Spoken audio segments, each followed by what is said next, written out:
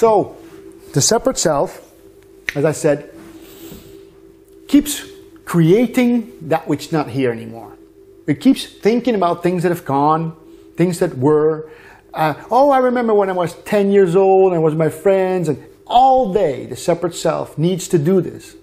And what you'll see is when you're especially in company with people that do not know, have not seen any of these aspects of their personality and how it shapes into a psychic world of non-existent past and future, instead of being with the ever-present moment of now, they are continuously, frantically gluing together all the pieces to keep the personality, the time entity, in some kind of real world. Because when you stop doing that, you're just here. You're just breathing and seeing and hearing, feeling the sensation of the body, and that's it.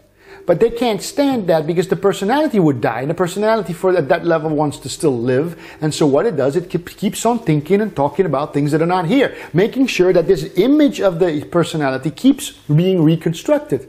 And then when they're in the company of other people, like at the dinner parties, dinner tables of every restaurant, that's why the entire restaurant is a big murmuring of sounds, because everybody is just basically vomiting out their person. They're basically vomiting out all this past. Just about 10 years ago and yesterday and who they met and what they think about this and about religion, about politics and about what's going on in this country and that country. And they just keep vomiting out the stuff that's not here instead of being right here. So the personality keeps itself alive by vomiting inside of the mind, by you continuously thinking about things that are not here, so that you can reenact, reconstruct, and keep together this false identity which doesn't exist. And when in public, people do it not just in their head, but they do it out loud on the dining tables, at every restaurant and every meeting and every discussion group and whatever you want to call it, whether it's Facebook or debates. What do?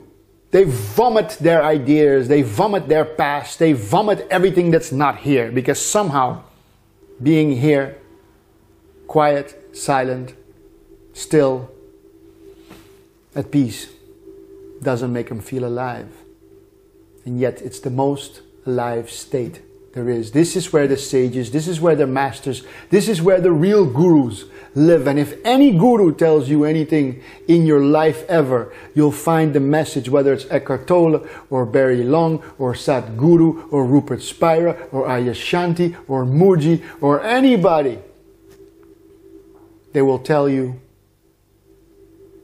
to be free is to be now, instead of vomiting inside your own head with past and future imaginary scenarios, instead of reincarnating all those old emotions, instead of vomiting on the dining table with everything that you believe in and know and think yourself to be, so that you can reenact the personality and the identity and be alive as some fictitious separate self-ego structure which doesn't exist if you just remain here and now. And if you do remain here and now, what you'll find is a very, very pleasant surprise.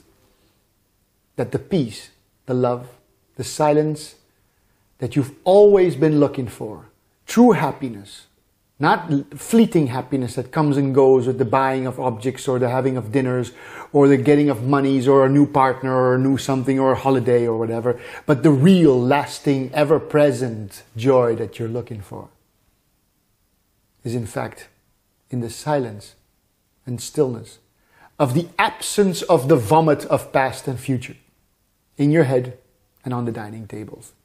So stop vomiting inside your own head. Stop puking out your past all over the present.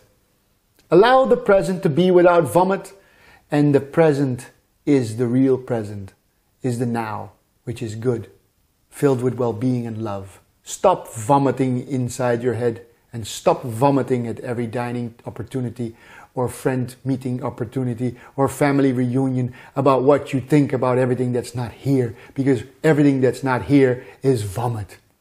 Stop puking. Life is good now.